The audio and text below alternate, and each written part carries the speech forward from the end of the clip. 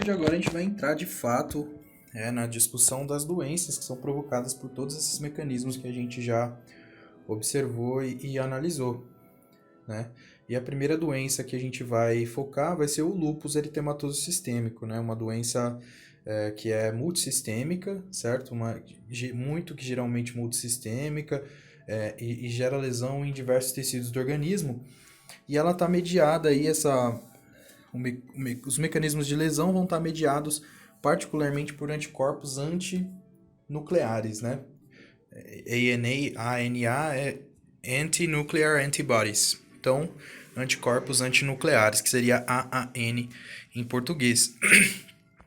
Então, é uma doença que tem início agudo ou insidioso, né? Pode ir evoluindo desde a base da doença com num período bem prolongado, tem evolução crônica e ela é caracterizada por ter remissões e recaídas, com frequência apresenta quadro febril e se caracteriza principalmente por lesões na pele, que são os exantemas, que a gente vai entender melhor, lesões nas articulações, e aí a gente vai ter um quadro de associação, aí um certo tipo de associação com artrite reumatoide, porém tem um critério que vai identificar para a gente a diferença em específico. Lesões renais, né, insuficiência renal de modo geral, e lesões das membranas serosas, principalmente no pulmão e no coração. Principalmente no pulmão, né, mas no coração a gente tem algumas afetações também.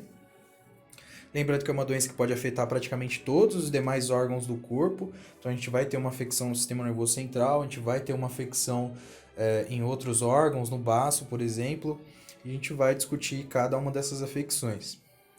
A American College of Rheumatology estabeleceu aí um conjunto de critérios, então, para poder... um conjunto de critérios e o número de critérios que são necessários ser preenchidos para que realmente a gente tenha o diagnóstico clínico de lúpus. Então, aqui na tabela aqui embaixo, a gente vai observar esses critérios. Prevalência de lúpus... Sempre esse alarme, esse horário. Prevalência de lúpus pode chegar em 1 a cada 2.500 pessoas em algumas populações. Lembrando que a gente tem lúpus sendo produzido em 1 a 1,2% dos americanos, né? Se não me engano é isso, ou essa informação está relacionada a outra condição. Na verdade, as doenças autoimunitárias estão relacionadas que tem esses valores, mas enfim, 1 a cada 2.500 pessoas, ele é predominantemente em mulheres, como a maioria das doenças autoimunitárias, e ela predominante em mulheres em idade fértil, né? Então a gente vai ter uma relação de 9 mulheres para 1 homem em idade fértil. Em idade não fértil, que seria na infância ou depois dos 65 anos, essa prevalência, essa relação homem-mulher vai cair muito. Ainda se mantém uma prevalência feminina, mas a relação vai de 9 para 1 para 2 para 1, 2 mulheres para 1 homem, né? E é uma doença que é 2 a 3 vezes maior em negros e latino-americanos, e atualmente vai começar aí na terceira, quarta década de vida, mas não descarta a possibilidade de começar em outros períodos da vida. Indo para o quadro de critérios, a gente tem vários critérios aqui, alguns chamam mais atenção, mas nós temos que é um quadro que vai apresentar 11 critérios, né? 11 critérios, aqui a gente vê em anticorpos antinucleares, mas 4 ou mais desses 11 critérios já vão diagnosticar para a gente lúpus, certo? Tem algumas outras coisas que tem que ser descartadas também para a gente poder, de fato, identificar o lúpus, né? Algumas outras condições que devem ser descartadas antes. Mas a gente vai observar aqui, o primeiro critério vai ser exantema malar. Exantema malar ou exantema zigomático, né? Em formato de borboleta na face, assim, nas bochechas, né? Então a gente vai ter uma afecção desde dos dois lados, né? E passando, sobretudo, por cima do nariz também, em formato realmente de asas de borboleta sobre as eminências malares ou eminências zigomáticas.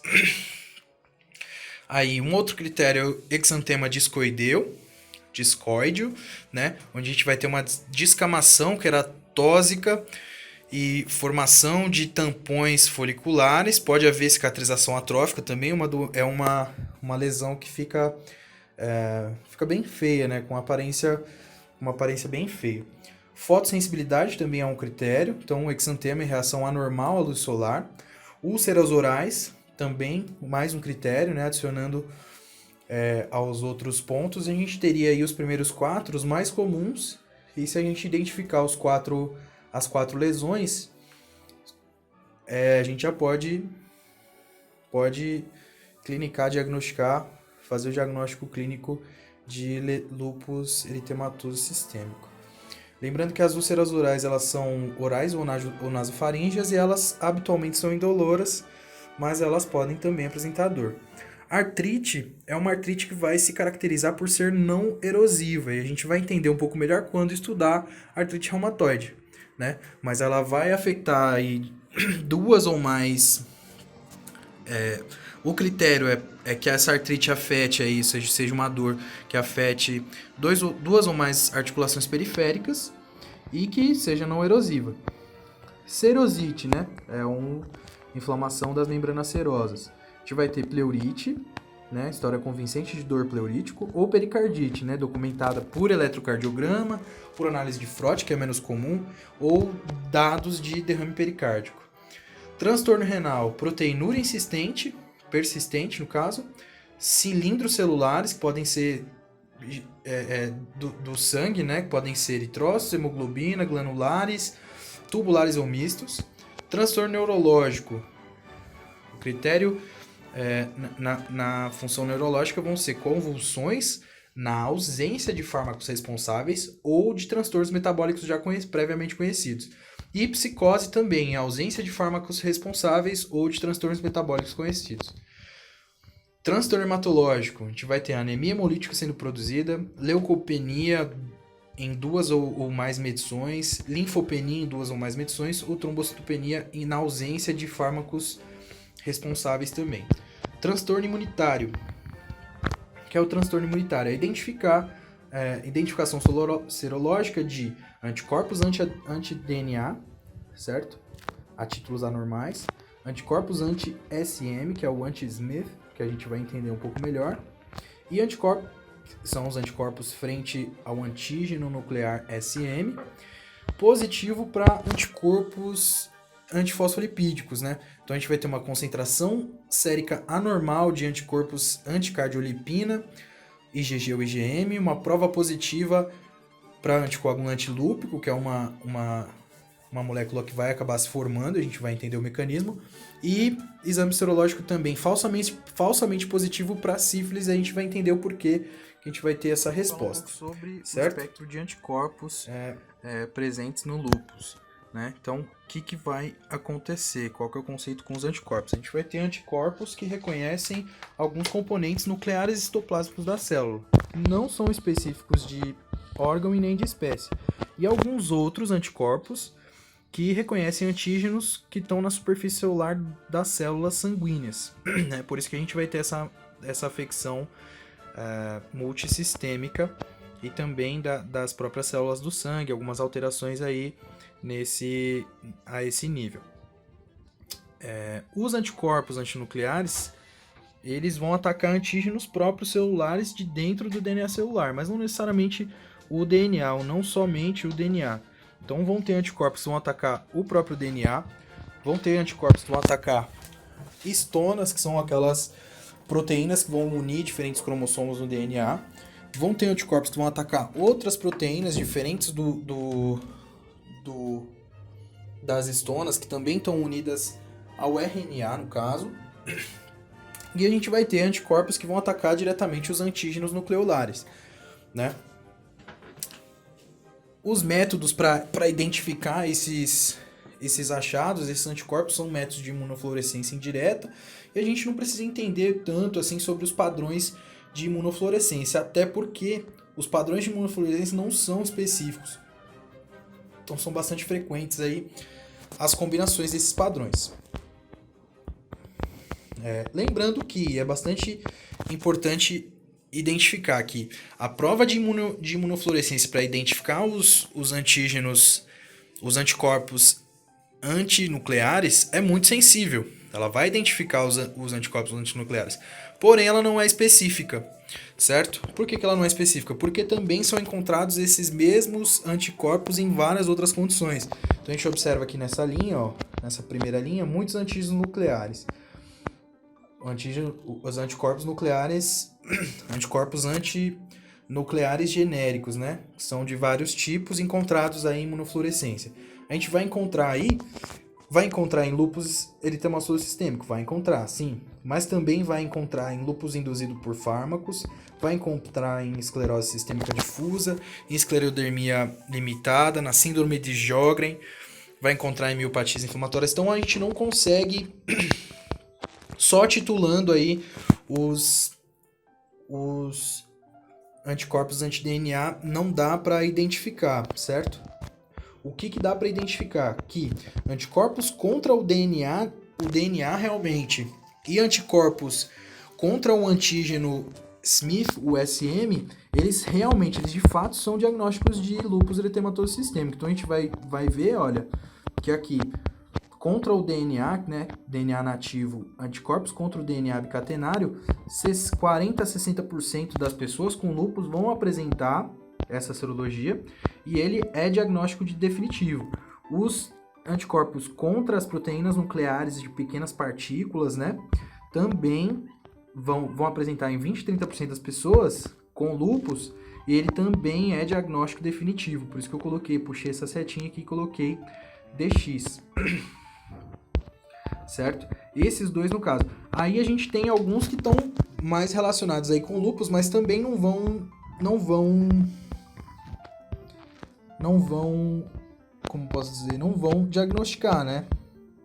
Vão descartar outras possibilidades, mas não vão diagnosticar exatamente lúpus, e aí por isso a gente tem que fazer uma análise clínica uma análise clínica boa, né? Então a gente vai ter aí os anticorpos antihistônicos, anti-histonas, presentes também numa alta porcentagem das pessoas com lúpus eritematoso sistêmico, 50 a 70%. Contra o ribonucleosoma, ribonucleoproteína, contra a ribonucleoproteína nuclear. Então, anticorpos contra essa estrutura, né, ribonucleoproteína nuclear, 30 a 40% das pessoas com lúpus eritematoso sistêmico. E anticorpos contra essa estrutura, SSA, também 30 a 50%, bastante alta.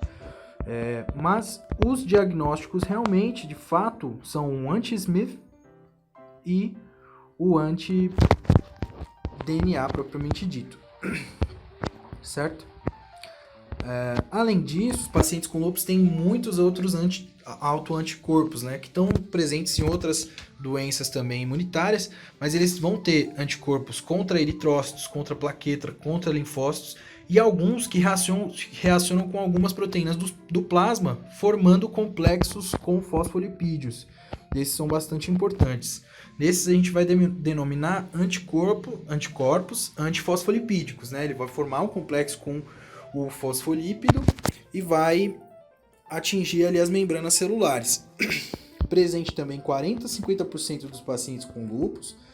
E o que acontece? É a formação... Eles vão se direcionar, na verdade, contra algumas proteínas que estão sendo apresentadas nas membranas celulares. Então, algumas dessas proteínas são a protrombina, a anexina V e essa que é a mais importante, marcada em verde, beta-2-glicoproteína 1. Então, a gente vai ter formado o complexo fosfolipídio, beta-2-glicoproteína 1. Neste caso, por que essa proteína é importante? É bom a gente sinalizar. Porque no caso da sífilis, a gente também vai ter a formação desse mesmo complexo agindo contra o antígeno cardiolipínico. Então a gente vai realizar a prova de sífilis mediante o achado desse complexo, e aí a gente pode ter um falso positivo de sífilis tentando buscar lúpus, né? Então é importante ter isso em mente aí. Também vão se formar aí um outro complexo anticorpo-proteína, vai formar também o que a gente vai chamar de anticoagulante lúpico, porque esse tipo de anticorpo ele vai ter uma ação sobre o tempo de tromboplastina, o tempo de coagulação, de modo geral. Mas apesar de ter um anticoagulante, apesar dessa doença produzir um anticoagulante circulante, a gente vai ter aí os pacientes com várias complicações associadas a um estado de hipercoagulabilidade, como eu marquei aqui, só não estou conseguindo selecionar. Mas a gente vai ter várias complicações associadas a esse estado de hipercoagulabilidade. Trombose venosa, arterial, aborto espontâneo recorrente, isquemia cerebral ou ocular focal. Essa constelação de dados clínicos, né, essa constelação de produções clínicas, a gente vai chamar de síndrome de anticorpos antifosfolipídicos secundário. Secundário a quê? A lúpus eritematoso sistêmico, certo? Seguindo então. Então, vou falar agora sobre a etiologia e patogenia do lúpus eritematoso sistêmico. A gente entende que ainda não se conhece a causa exata do lúpus, né? Então a gente vai ver que tem um número exacerbado, né, e limitado. Número exacerbado e limitado de anticorpos, de autoanticorpos no caso, né? Autoanticorpos contra os autoanticorpos contra o DNA, né? Contra antígenos do DNA celular. E a gente vai entender que vão ser 3 grupos de fatores que vão influir, né? Então a gente vai ter evidência de 3 grupos de fatores influindo na prevalência da condição, né? E esses 3 grupos de fatores, eles vão estabelecer uma falha nos mecanismos de autotolerância. Os 2 mecanismos que a gente já conhece, né? Tolerância central e tolerância periférica. Então, quais vão ser esses 3 grupos de fatores? O primeiro grupo de fatores são os fatores genéticos. O segundo grupo de fatores são os fatores imunitários, aqui do lado esquerdo. E o terceiro grupo de fatores são os fatores ambientais, né? Então, a gente vai fazer vai destrinchar aqui cada um e citar os pontos que evidenciam melhor aí essas teorias, né? Então a gente percebe que os familiares dos pacientes que têm lúpus eritematoso sistêmico, eles têm um aumento de risco de 20% de apresentar lúpus. Tem uma taxa maior de concordância em gêmeos monozigotos do que em heterozigotos, o que também evidencia a prevalência, né? As alterações associadas a genes já analisados, a gente tem no grupo dos genes do Human Leukocyte Antigen, a gente tem no grupo DQ uma alteração aí nesse locus em específico, e aí consegue associar pessoas que estão apresentando lúpus. Também algumas deficiências genéticas aí nos componentes aí do sistema de complemento. Então a gente percebe que tem deficiências nos primeiros componentes do sistema de complemento, C2, C4 e C1q, e a gente vai ter aí a eliminação, a gente reduz o grau de eliminação dos imunocomplexos circulantes, né?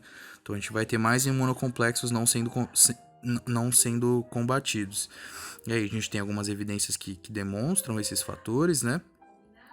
E alguns testes também em modelos animais, observando aí a variação de alguns outros locus, algumas outras posições no genoma humano, no genoma do animal no caso, e a apresentação de lúpus concomitante. No caso de fatores imunitários, quais vão ser? Qual que é o conceito aqui? A gente vai ter algumas diferenças, né, algumas aberrações imunitárias, estabelecendo a persistência e a ativação dos linfócitos autoreativos, né? Então, eliminação defeituosa de linfócitos B autorreativos, que vai ser nosso mecanismo, um dos nossos mecanismos de autotolerância, né? Por mais que a autotolerância frente aos linfócitos T tá melhor bem descrita, a gente consegue usar os mesmos mecanismos para linfócitos B também. Então a gente vai ter defeitos de tolerância periférica e aí maior produção de linfócitos B, e aí a gente tem uma maior prevalência aí de linfócitos B autorreativos, maior produção de anticorpos contra autoantígenos. E alguns outros, todos aqui relacionados, né, a esses mecanismos imunitários, aí a falha da autotolerância. Então a gente vê aqui, ó, T cooperadores, T helpers, linfócitos, né, T cooperadores CD4, produzindo também, escapando dos mecanismos de tolerância e sendo autorreativos aí na periferia. E alguns outros conceitos que estão também relacionados, né? Aqui o livro cita que a gente tem aumento da produção de BAFF, que também é um mediador de inflamação, e a gente percebe que é o que é levado a bloquear a citocina como receptor, a citocina ou seu receptor como tratamento, né? Vira um alvo terapêutico, né? O bloqueio de BAFF, o bloqueio da citocina em si ou do receptor dela acaba virando o alvo de tratamento, alvo terapêutico para esse caso. Fatores ambientais, a gente vai citar mais especificamente a exposição à luz ultravioleta, né? Luz UV. E porque a gente já percebe ali e já relacionou, na verdade, a exposição da luz solar, esses pacientes se expondo à luz solar e uma produção de fotossensibilidade exatamente nesses casos de lúpus eritematoso sistêmico. Então, o que a gente percebe que a luz ultravioleta, ela é... Só um pouquinho. Ela é uma luz que não produz radiação. Tô gravando. É uma luz que não produz radiação ionizante, né? Mas o grau de radiação que ela produz produz alteração estrutural no DNA, e também induz apoptose, né? Então, não necessariamente a gente tem ionização das moléculas quando expostas à luz UV, mas a gente tem essas duas alterações aí que podem estar relacionadas ao lúpus eritematoso sistêmico, que aparentemente estão, porque a gente vê fotossensibilidade nesses indivíduos. Um outro fator são os raios de luz ultravioleta estimulando os queratinócitos a produzir interleucina 1. E a gente entende já, né, que interleucina 1 e fator de necrose tumoral são muito ativos nas reações inflamatórias. Outro fator ambiental aí que vão desencadear os estímulos por raios ultravioleta são os hormônios sexuais de modo geral, né? A gente tem esse estímulo e aí tem que correlacionar a percepção de que mulheres em idade fértil comparadas a mulheres em idade infantil ou maiores de 65 anos, a gente tem menor incidência e prevalência de lúpus, ou seja, tem também uma associação, aí, uma sugestão de associação desses mecanismos relacionados à concentração de hormônios sexuais, certo? E aí sempre lembrar e ter em mente, né, lúpus, ele é muito mais prevalente em mulheres do que em homens, e o livro cita e sugere que o lúpus é 10 vezes mais observado em mulheres do que em homens, né? A gente vê ali aquela relação, e aí tem que guardar sempre esse coeficiente de relação, talvez, para poder imaginar o que está acontecendo, né? Então a gente tem um coeficiente de relação de incidência, prevalência, de 9 mulheres para um homem nas idades férteis, e essa comparação de 2 mulheres para um homem em idades não férteis. Então, mesmo fora da idade fértil, que é a idade sugestiva para apresentação de lúpus eritematoso, né, como o livro cita aqui, numa parte aqui mais para cima, essa relação, a gente não vai achar e nem faz sentido, nem precisa, mas é só para a gente poder relacionar, né, correlacionar. Então, incidência, prevalência, 9 mulheres para um homem em idade fértil, 2 mulheres para um homem em idade não fértil, ainda é 50% a mais, mas diminui bastante, então a gente percebe essa relação dos hormônios sexuais. E, em último caso, mecanismos ambientais também estão relacionados ao que está externo ao humano, a indução da apresentação de lúpus eritematoso sistêmico por fármacos. A gente vai observar que alguns grupos de medicamentos vão induzir ou possivelmente induzirão aí a apresentação de lúpus eritematoso, né? Hidralacina, procainamida e D-procainamida podem induzir uma resposta similar ao lúpus eritematoso sistêmico, que a gente vai também diagnosticar como lúpus, porque vai apresentar 4 daqueles 11 critérios, né? Sempre lembrar que na tabela de critérios a gente precisa de 4 dos critérios para diagnosticar de fato o lúpus. E aqui a gente vai falar um pouco sobre o modelo de patogenia, né? Acho que aparentemente é o modelo mais aceito pela Associação Americano de Reumatologia. E a gente tem, para entender um pouco melhor, vai ter essa imagem aqui, esse diagrama. Então, observando o diagrama, a gente vai ter dois componentes, segundo sugere este modelo, né? Dois componentes que são cruciais. O primeiro componente é o componente genético, né? Então, genes de suscessibilidade, a gente vai ter um falho da autotolerância ou central ou periférica. E a gente vai ter linfócito B e T, que é autorreativo, né? Ele é específico para antígeno nuclear próprio. Mas para desencadear a reação, a gente precisa ter os antígenos de fato. Então, como um desencadeante externo para a apresentação desses antígenos de fato vai ser a exposição à radiação UV, né? Exposição à radiação UV a gente sabe que induz apoptose, e nesses casos de exposição à radiação UV a gente pode ter uma eliminação defeituosa dos corpos apoptósicos, né? Os corpos apoptóticos. Num caso como esse, numa eliminação defeituosa de corpo apoptótico, a gente sabe que esse corpo apoptótico está carregando ali fragmentos de DNA. Então a gente vai ter um corpo apoptótico livre e circulante que não foi fagocitado propriamente pelas células fagocíticas, e a gente tem aquele corpo apoptótico ali apresentando fragmento nuclear que vai ser antígeno para linfócito T e B autoreativo, né? Aí a gente vai ter a formação do complexo. Então a gente tem aqui marcado 3, por quê? Porque é o tipo de hipersensibilidade de tipo 3, né? Formação de imunocomplexos. O aplicativo falhou aqui de novo. Formação de imunocomplexos, né? Então a gente vai ter um antígeno ligado a um anticorpo, isso é um imunocomplexo. E o que vai acontecer?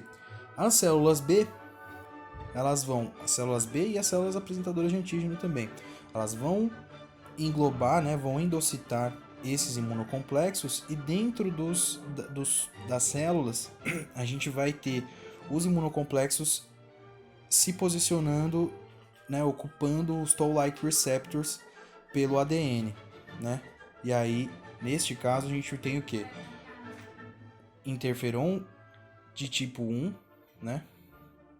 Interferon de tipo 1 sendo liberado pelas células apresentadoras de antígeno, né? Esse interferon de tipo 1 vai estimular as próprias células apresentadoras de antígeno, a proliferação e diferenciação, e também vai estimular aqui linfócitos B. A gente vai ter maior ainda produção de anticorpos IgG antinucleares. E aí depois esses anticorpos, eles é que vão produzir de fato a lesão. Então esse é um modelo de patogenia, né? Como que se dá? A gente tem esse modelo aí sugerindo que possa acontecer dessa maneira. A gente vai pular para mecanismos de lesão. Então, depois que tudo aquilo aconteceu, né, toda aquela a patologia foi gerada, né? Então teve a gênese da patogenia. A gente vai ter um mecanismo de lesão, né? Então, o resultado da patogenia foi a alta produção de anticorpos autorreativos, certo? O mecanismo de lesão, propriamente dito, vai estar induzido, então vai estar produzido por esses imunocomplexos, né? Esses imunocomplexos foram liberados por linfócitos B autorreativos, a gente vai ter uma reação deles com os tecidos do próprio humano.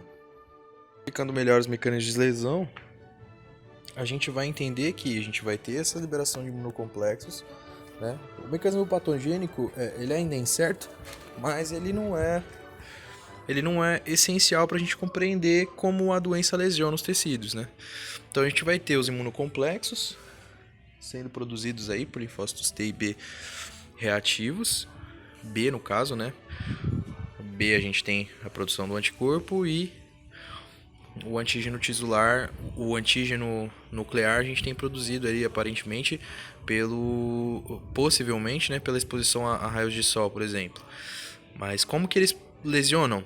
Eles lesionam assim. A gente vai ter o anticorpo se unindo a esse antígeno, que foi liberado ali nos corpos apoptóticos, e essas duas estruturas, né, chamado imunocomplexo, a gente vai ter elas se depositando nos glomérulos, principalmente nos glomérulos e nos vasos sanguíneos, né? Por isso que daí é que a gente vai tirar a característica sistêmica do lúpus, né? Porque os vasos sanguíneos estão espalhados pelo sistema como um todo. Adicionalmente a isso, a gente vai ter depósitos glanulares de complemento imunoglobulinas que vão dar um apoio adicional à natureza da doença. Então a gente vai ter a doença sendo ainda mais pronunciada por esses dois mecanismos. A gente também tem autoanticorpos específicos para os eritrócitos, leucócitos e as plaquetas, que vão opsonizar essas células, né, e provocar a fagocitose e lise delas. Então a gente vai ter uma queda nessa celularidade também, tem que expor bem isso aí. Não existem dados de que os anticorpos antinucleares eles adentram as células de fato, mas se a gente tem algum tipo de exposição desses núcleos celulares, aí sim eles podem se unir e formar os imunocomplexos de fato. E a gente vai ter uma perda do padrão cromatínico dessas células e essas células vão se tornar homogêneas, vão produzir o que a gente vai chamar de corpos do lúpus eritematoso ou corpos hematoxilínicos, certo? Quando esse processo, esse fenômeno acontece com as células fagocíticas, por exemplo, neutrófilo sanguíneo ou macrófago, a gente vai chamar ela de célula do lúpus eritematoso, certo? Célula del LE. Porque ele englobou aí esse núcleo desnaturalizado de uma célula lesionada. Então a gente vai ter essa célula do lúpus eritematoso. Então, resumindo, o que é o lúpus eritematoso sistêmico? É um transtorno complexo de origem multifatorial e a gente vai ter interações entre os fatores genéticos, imunitários e fatores ambientais. Então, esses três fatores vão atuar de forma sinérgica, né? Vão atuar de forma concertada, como um concerto, para produzir ativação de linfócitos T e B autorreativos. E a gente vai ter a produção aí de vários anticorpos, autoanticorpos no caso, né? Patogênicos, vão produzir de fato a lesão. Na tabela 6.10 a gente vê que... Então vamos falar sobre morfologia agora das lesões que a gente vai encontrar no lúpus. As alterações morfológicas que o lúpus produz são muito frequentes, né? São muito variáveis, né? Então na tabela 6.10 a gente vai ter aí as frequências de alteração patológica. Então no sistema hematológico, né, no tecido hematológico, a gente vai ter 100% de prevalência. Ou seja, em todos os pacientes que têm lúpus, a gente vai ter lise de eritrócito, lise de neutrófilo, a gente vai ter aí desordens do sistema hematológico. A artrite vai se apresentar, então esses depósitos de imunocomplexo vão ser depositados nas articulações em 80 a 90% dos casos. Então a gente vai ter uma dor, uma inflamação das articulações e vai ter dor produzida por esse processo. Cutânea, e aí eu coloquei uma seta aqui pra gente puxar a eminência malar, né? Porque a eminência malar é a mais marcada dessas alterações. O aplicativo deu um bug aqui de novo. A eminência malar é mais marcada dessas alterações cutâneas e a gente vai ter ali, né, aquela lesão em forma de borboleta, uma lesão eritematose em 85% dos pacientes, um número muito alto também. Febre, 55 a 85% dos pacientes, mas a gente... febre vai funcionar para compor ali o nosso critério diagnóstico, mas a febre ela está relacionada a muitas mudanças sistêmicas aí, né? Muitos processos patológicos. Astenia, a gente vai ter em 80 a 100% dos pacientes também, um número bastante alto. E afecções renais, né? Perda de peso também. Perda de peso eu não consegui correlacionar o mecanismo. Mas imagino que é o próprio organismo usando nutrientes aí para tentar combater todos os processos inflamatórios estão acontecendo nele mesmo e a gente vai ter o consumo alto de nutriente. E renais, né? Então, como eu informei, a gente vai ter um depósito desses imunocomplexos nos glomérulos e nos vasos sanguíneos, de modo geral. Então, quando a gente tem esse depósito nos glomérulos, a gente vai ter uma afecção renal aí em 50 a 70% dos pacientes. Chamar atenção aqui para mim, a gente vai ter alterações neuropsiquiátricas, pleurite, né? Dor pleurítica, seja ela pericárdica, dor pleurítico, mesmo, né, de fato, dor produzida aí por algum tipo de inflamação das pleuras pulmonares, ou pericardite, né, e uma inflamação no pericárdio, saco que recobre o coração. Mialgia, dor na musculatura, 35% dos pacientes. Pleurite é mais comum ainda do que pericardite. Algumas alterações de desordens digestivas e o que chama bastante atenção é o fenômeno de Raynaud. Tá? Até 40%, de 15 a 40% aí dos pacientes. Mas o fenômeno de Raynaud é aquele fenômeno em que a gente observa nas extremidades, sobretudo nas mãos, né, uma desordem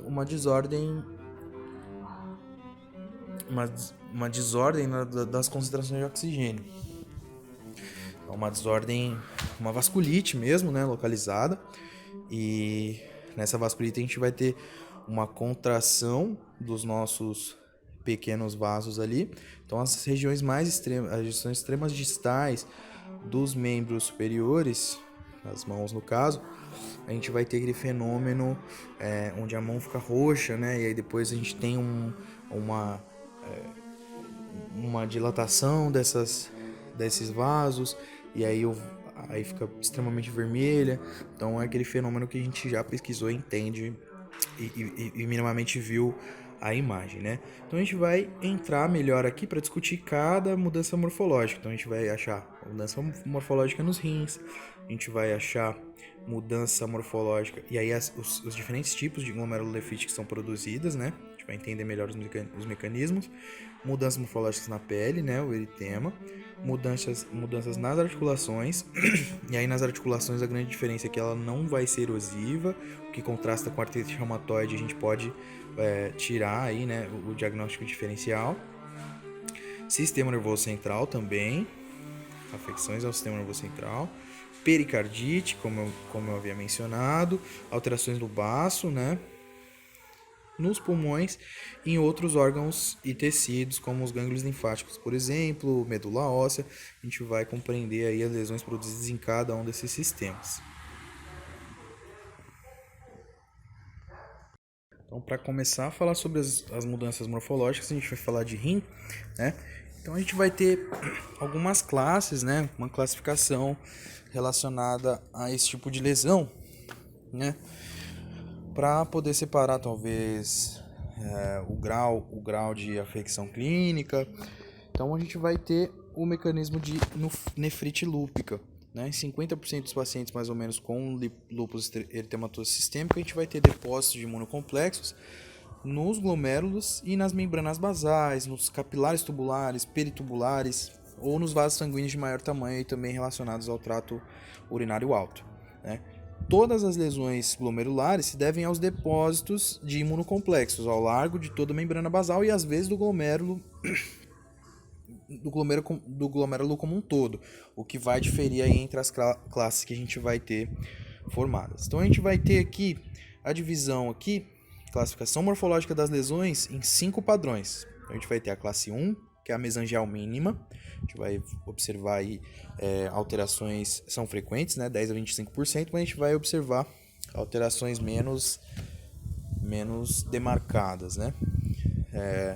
Proliferativa mesangial de classe 2, e aí a gente já vê uma lesão proliferativa, mas ainda restrita às células mesangiais.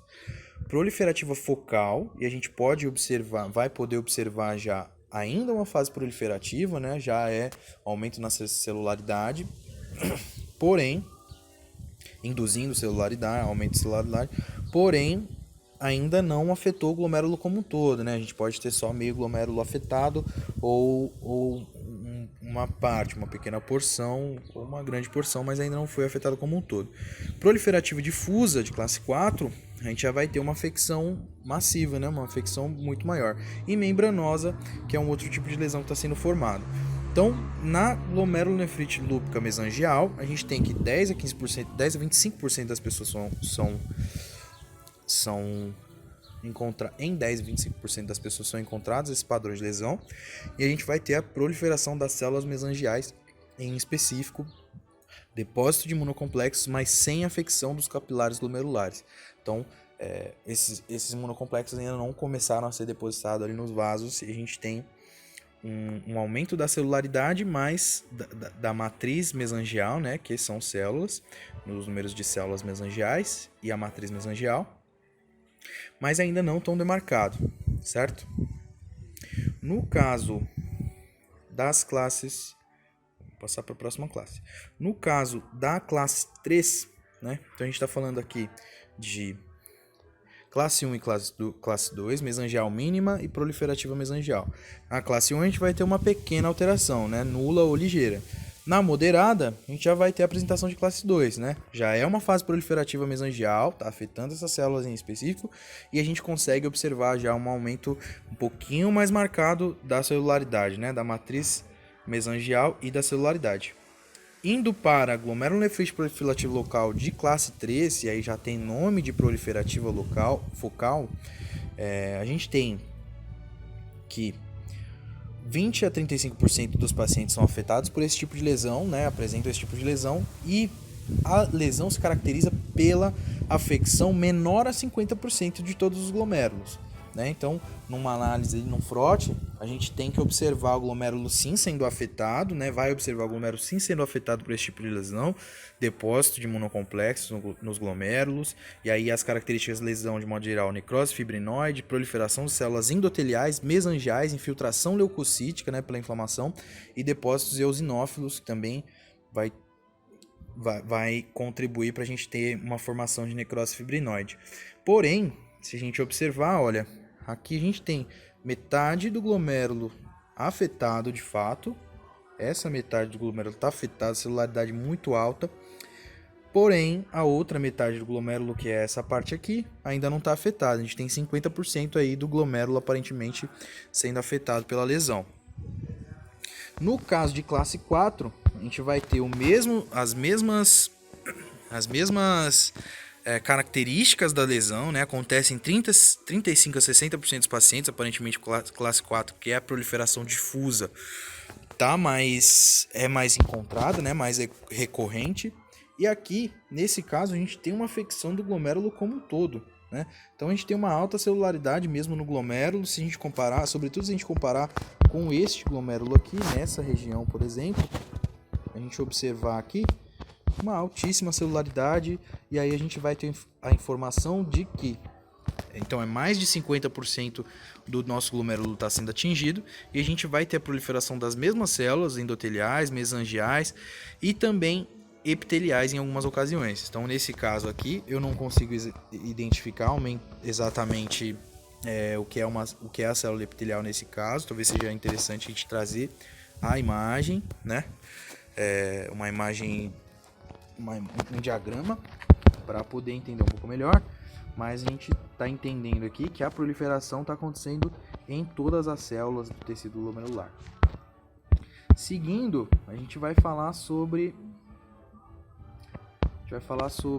glomerulonefrite membranosa, que é um engrossamento difuso das paredes capilares membranosas. Então a gente vai ter formação de membranas ali dentro das paredes capilares, uma diminuição muito marcada do fluxo, uma falha mesmo, insuficiência renal marcada no fluxo, proteinúria grave, síndrome nefrótico, e pode aparecer aí, no caso, como a gente fazendo a leitura, pode aparecer com nefrite lúpica focal difusa, certo? Então, num exemplo como esse, a gente vai ver aqui que a figura 630 vai mostrar pra gente a formação ou deposição de imunocomplexos, certo? Fora aí já na discussão da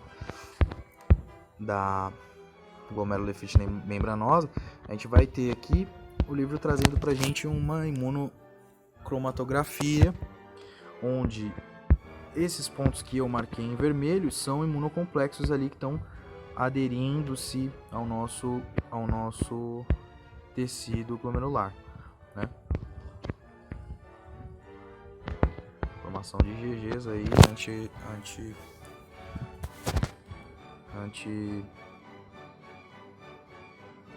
de antígenos nucleares, anti-nuclear antibody, né? Anticorpos anti-DNA.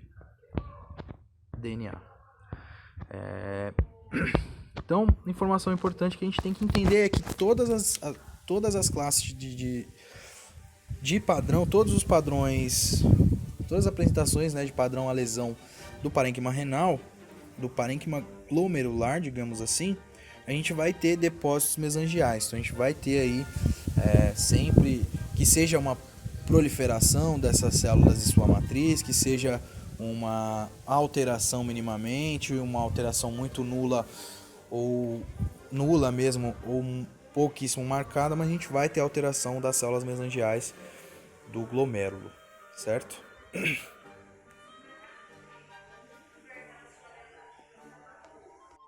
Seguindo para a lesão na pele. Na pele a gente entende que é formado eritema característico na área facial e em forma de mariposa. Por isso que a gente vai chamar ele de malar, né? Daí que vem o nome. Mas a gente vai ter um eritema em forma de borboleta na eminência zigomática ou eminência malar, que é bem característico do lúpus, né? É apresentado em 50%, aproximadamente 50% dos pacientes, e também podem ser apresentados eritemas semelhantes a esse que a gente tem em figura de livro nas extremidades ou no tronco, né? Pode haver também urticária, ampolas, que são bolhas, e lesões maculopapulares e ulcerações. A exposição à luz solar ela vai aumentar, né? Acentuar o eritema. Então, histologicamente, a gente vai ter, estimulado pela exposição à luz solar, degeneração vacular da capa basal da epiderme. A gente vai ter aqui na imagem histológica, olha, onde eu marquei em vermelho, são a formação de vaculas mesmo, aparentemente num paciente com lúpus eritematoso sistêmico, e aparentemente provocados pelo estímulo à luz solar.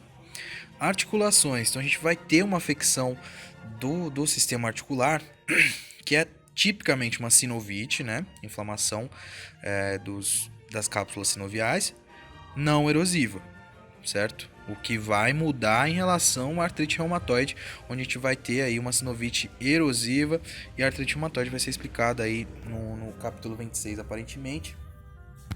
A gente vai falar de fato sobre artrite reumatoide e sistema articular. No sistema nervoso central não se compreende exatamente como é a base anatomopatológica, mas a gente entende que existem anticorpos contra uma proteína da membrana sináptica, né? Então a gente vai ter a produção de astenia. Os sintomas foram atribuídos aí a uma vasculite aguda produzida pelos anticorpos antinucleares. Os sintomas no sistema nervoso central. O aplicativo não deixa mesmo eu ler o livro. E é o que melhor se compreende aí em relação às lesões no sistema nervoso central. Partindo aí para as nossas membranas serosas. Então a gente vai ter pericardite, afetação de outras cavidades serosas. Começar aí a falar sobre o sistema cardiovascular. Então, a afetação nas cavidades serosas pode ser aguda, subaguda ou crônica.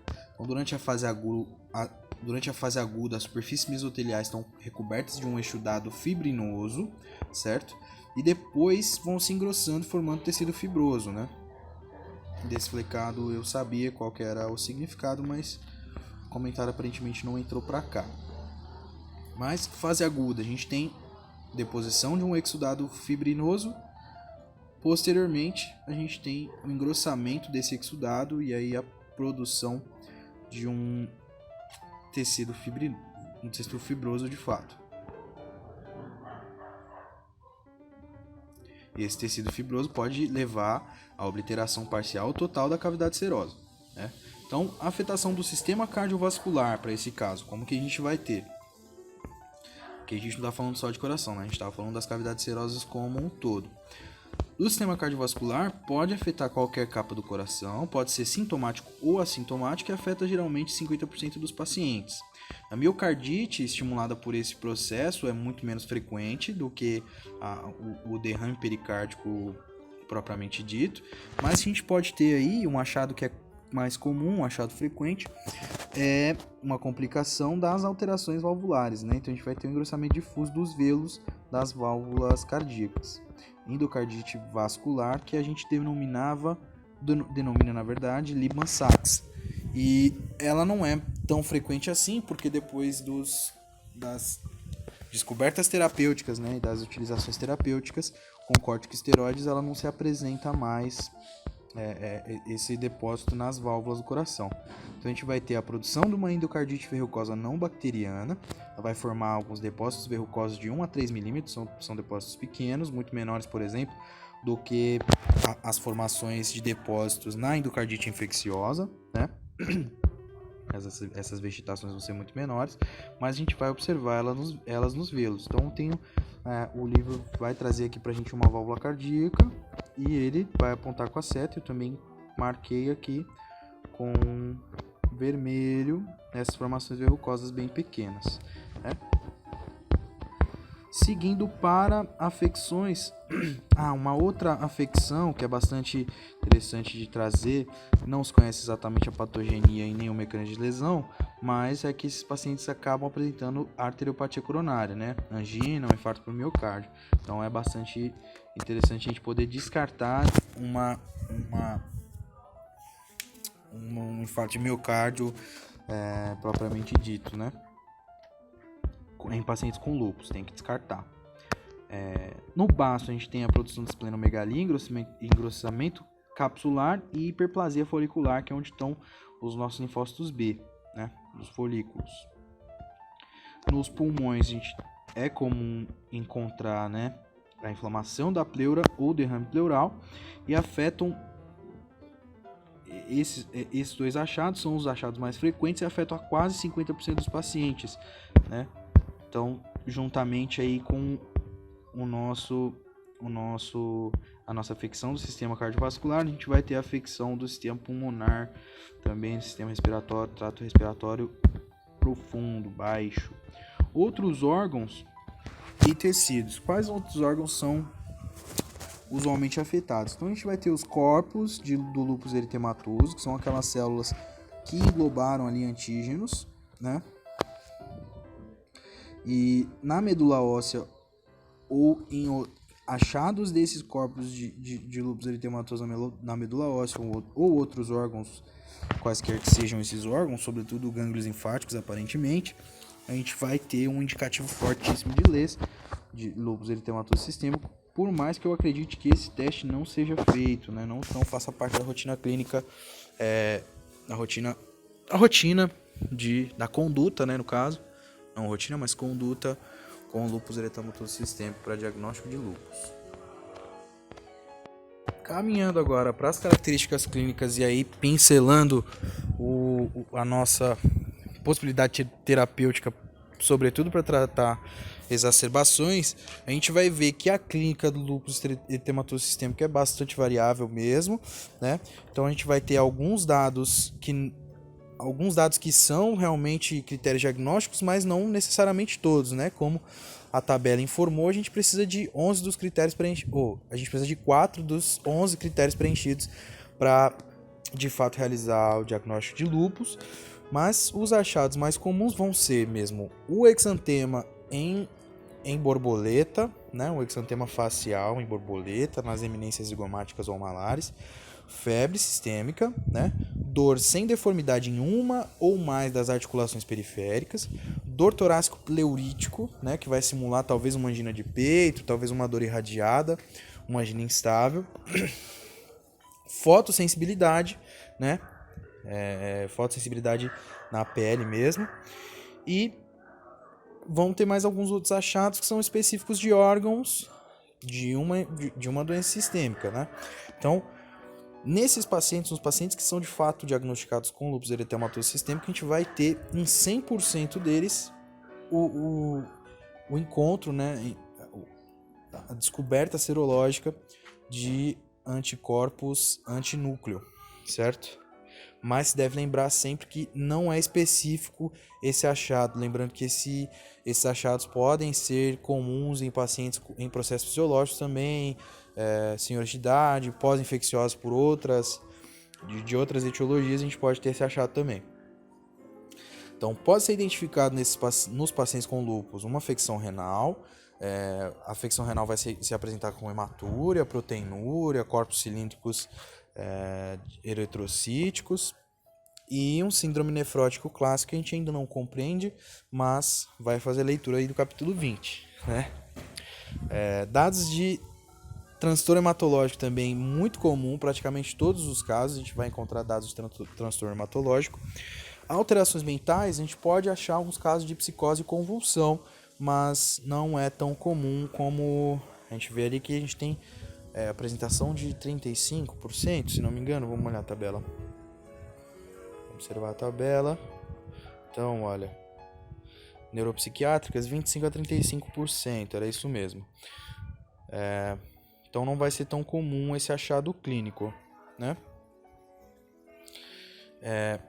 Não vai ser tão comum esse achado clínico. Tem que lembrar também que o nosso paciente com lúpus eritematoso, ele é muito propenso a adquirir outras infecções concomitantes com a doença de base, porque ele está, primeiro que ele naturalmente, né, a própria doença já deprime esse sistema imunitário, e segundo porque ele está fazendo tratamento crônico com corticosteroides, né, controlando as exacerbações da apresentação do lúpus.